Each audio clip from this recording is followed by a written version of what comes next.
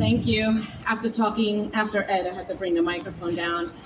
Hi, everyone. Thank you so much for being here, and thank you for the Korean American Family Service Association for helping lead this effort. And I particularly want to thank the young people who are behind organizing this effort. You know, this issue of sexual assault is actually very deeply personal to me. Back in 1998, when I was in college, one of my first acts of political courage was to join an event called Take Back the Night. And it was a day in which, and an evening in which, we reclaimed the nights in which folks were sexually harmed and sexually assaulted and impacted by sexual violence. And we held candles, and we did a march, and we did a rally, and then we had a speak out on the campus that I went to at Boston University.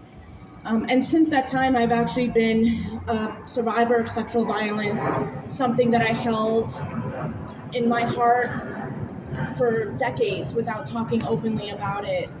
And it wasn't until I ran for office and I recognized the power that I had as someone with a voice and a platform and an opportunity to create systemic change for other survivors that I spoke up.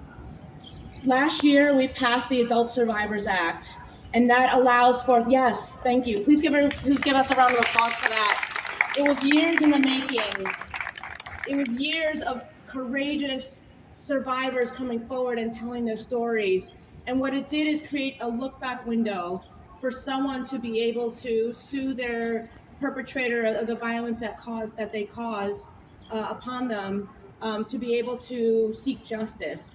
And justice doesn't mean a carceral system oftentimes. There's many routes to justice, but what's important is that there was an opportunity for someone to come forward and share their story and feel like there was an opportunity to pursue justice. And that's what the Adult Survivors Act did for so many. And that look back window is closing soon. So if you feel compelled to come forward and to fight, there's still an opportunity to do so, I think, through the end of June.